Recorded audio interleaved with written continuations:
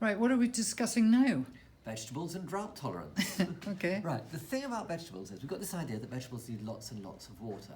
And there are a pile of vegetables that if you don't water them properly are a crop much less well or a total dead loss. Yep.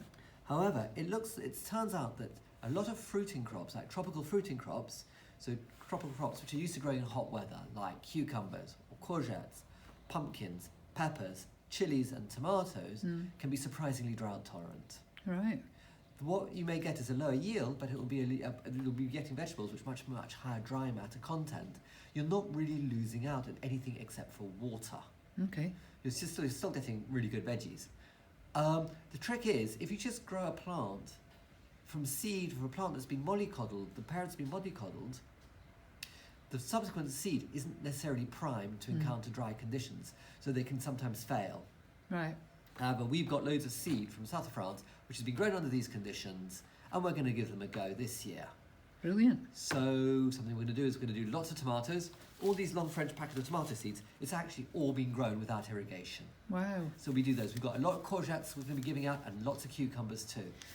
So if you had an allotment or whatever, you wouldn't need to water these once they're established. In the UK, you probably wouldn't need to water them. Some of these things will crop better if you water them. Yeah. And if you have a really long hot spell and you want cucumbers, you've got to water the things. Right. They will peter out, but they can recover afterwards if you water them a second. If you water, rain comes later on in the season. I'd still water them, but it's something like, water solidly maybe once a month. Or rather than feeling you've got to sprinkle water on them every 2 to 3 weeks. Wow. The other thing also is, this is for plants growing in the ground. If you're growing in a small container, it's not going to work as well. Okay. They may still be more tolerant, but it's not going to be brilliant. Okay. What was I going to say about that? In fact, last year we planted one of these tomatoes from one of these droughted out tomatoes in the greenhouse, and in fact several of them. What we noticed was phenomenally huge root systems were forming really, really fast. Right. So, and those, that's maybe some of the tolerance. Some of the drought tolerance comes from the fact these really are allocating to roots, putting down gigantic root systems really fast. Right. And they can just carry on through much tougher weather than you'd otherwise expect. Wow. Okay. It kind of makes sense because if you think about, these are all old South American crops where people didn't have hoses and didn't have watering cans. Yeah. They didn't have metal. Yeah. They didn't have plastic. Yeah.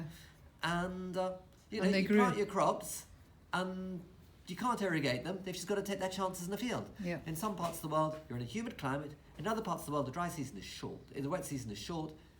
And so veggies as they used to be grown. Bloody tough. So we're trying some out. Are we going to be giving some of these plants out? We'll be selling some through the cafe because they've got a lot. And any kind of growing project locally that wants to give them a go, we've got loads. Okay, brilliant. Thank you, Fabrice.